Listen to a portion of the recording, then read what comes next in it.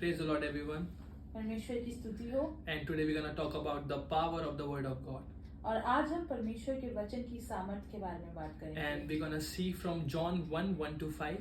और आज हम परमेश्वर के वचन में से यूहन्ना उसका पहला अध्याय उसकी पहली आयत से 5वीं आयत तक देखेंगे। And it is written, in the beginning was the Word. और यहाँ लिखा है कि आदि में वचन था। And the Word was with God. और वचन परमेश्वर के साथ था। And the Word was God. और वचन परमेश्वर था।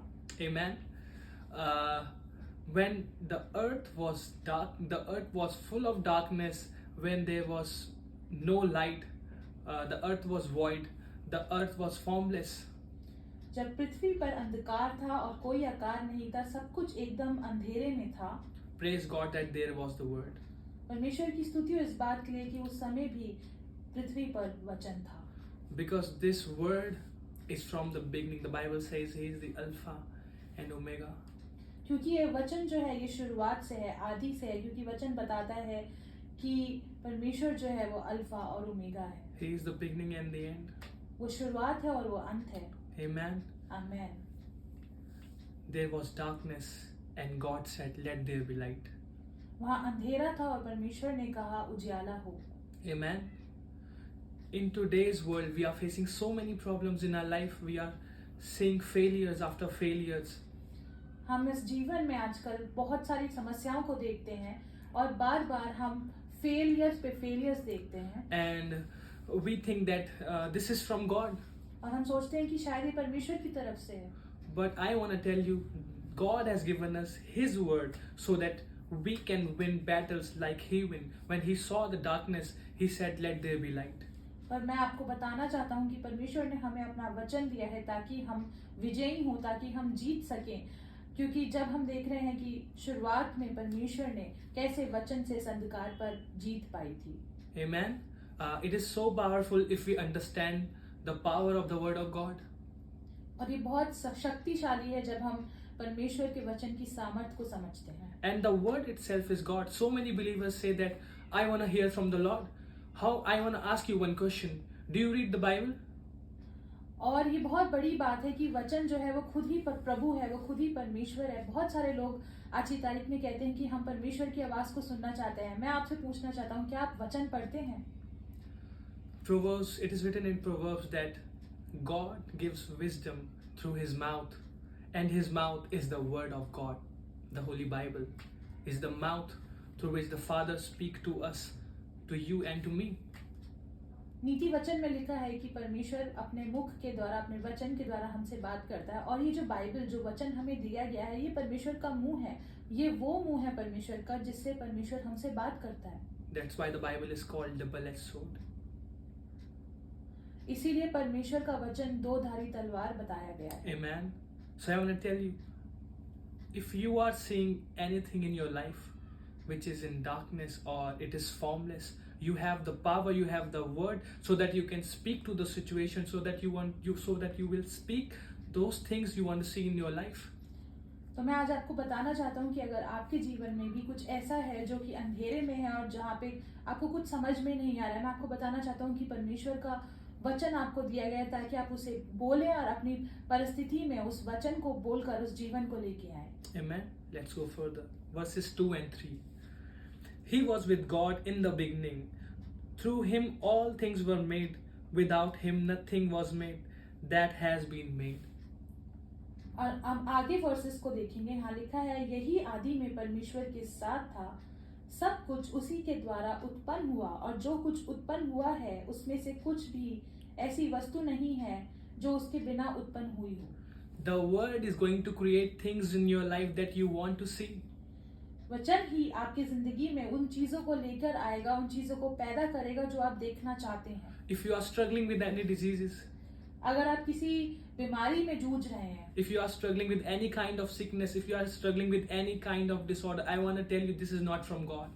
अगर आपकी जिंदगी में कोई परेशानी, कोई बीमारी है और आज आप परेशान हैं, तो मैं आपको बताना चाहता हूँ कि ये परमेश्वर की ओर से नहीं है। So many believers think that God is training us, that He is giving sickness, and He is not the one who gives sickness and disease and all kinds of these trap that devil make.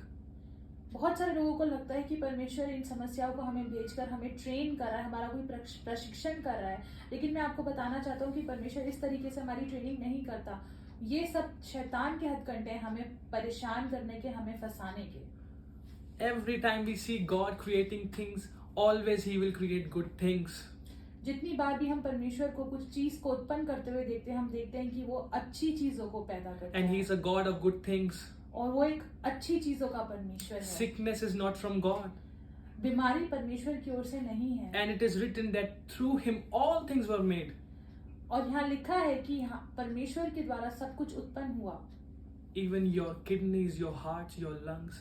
If doctors have said that these organs are dead, I want to declare the word over your life that this word is going to produce new kidneys, new lungs, new liver, whatever doctors have told it, it's a bad report, it's not from God.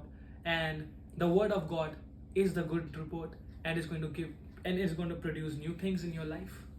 और अगर आपको किसी doctor ने ये बोल दिया है कि आपके किडनीज, आपके लंग्स, आपका दिल खराब हो चुका है और आपका ट्रीटमेंट नहीं हो सकता है, तो मैं आपको बताना चाहता हूँ कि ये वचन जो है, यही वो वचन है जिससे परमेश्वर ने सब चीज़ों को पैदा किया, उसने रचा है।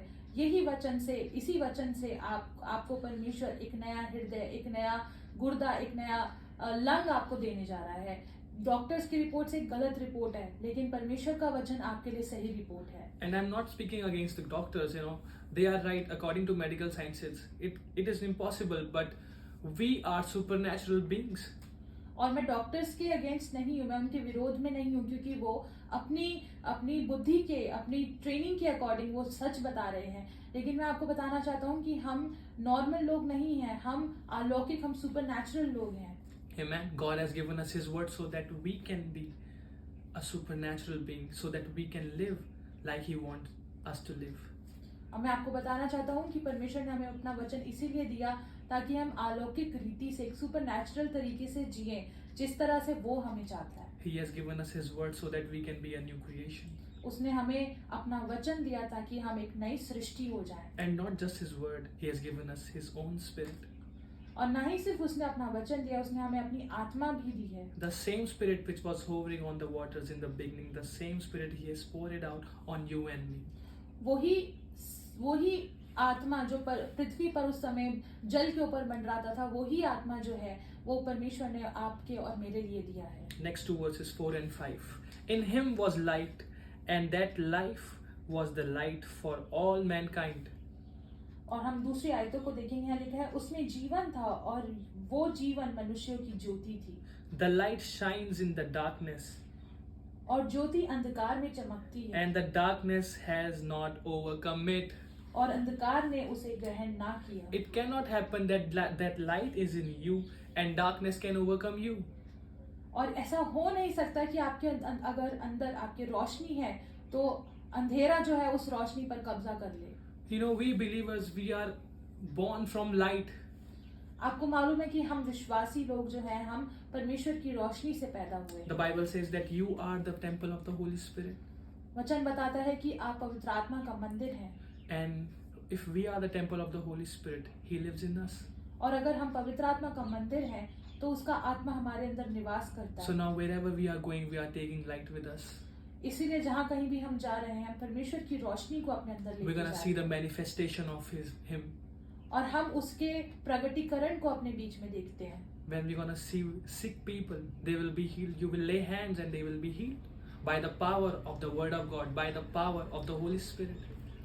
और जब आप किसी बीमार व्यक्ति को देखेंगे और आप उन पर अपना हाथ रखेंगे तो आप देखेंगे कि वो कैसे उस चंगाई को प्राप्त करते हैं, परमेश्वर की सामर्थ के द्वारा, होली स्पिरिट की सामर्थ के द्वारा। And it cannot happen where there is light, darkness can never overcome it. ऐसा हो नहीं सकता कि अगर जहाँ रोशनी हो वहाँ पे अंधेरा छा जाए। But praise God, the light that God gives, darkness can identify demons, the agents, they can identify that there is something unique in this person and they can see, they can recognize the Christ living in you.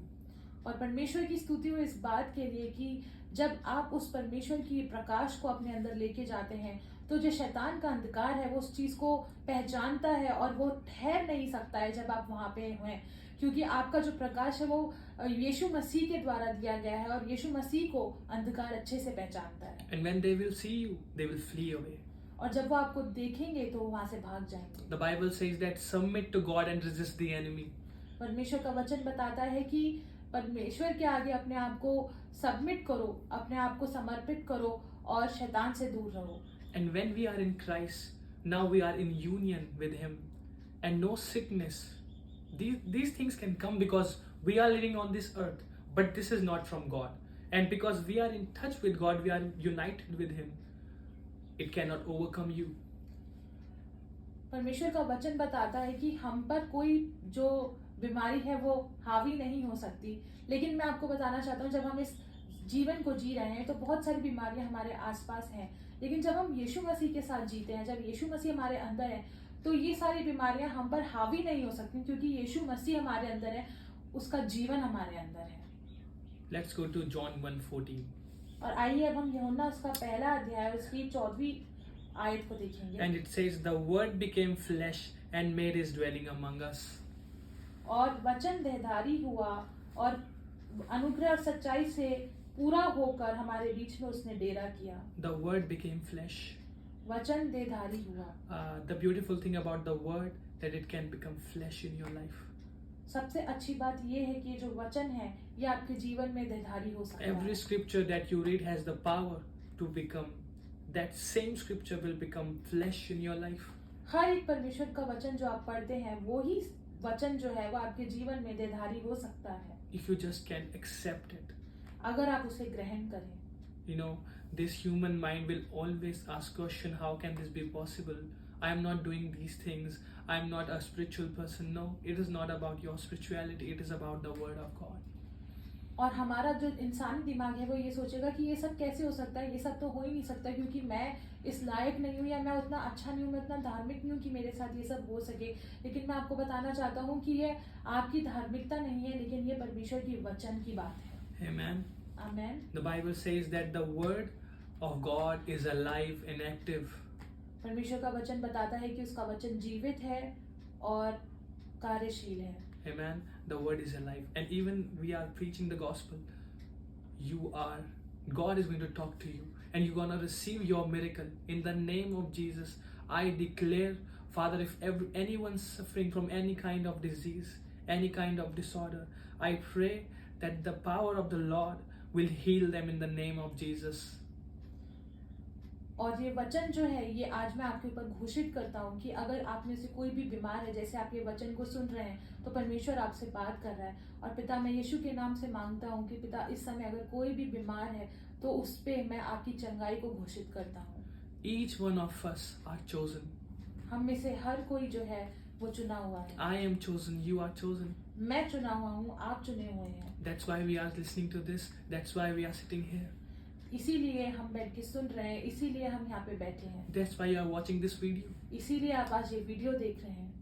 Amen. Amen. Live this word इस वचन को जिए and know the word. और वचन को जाने।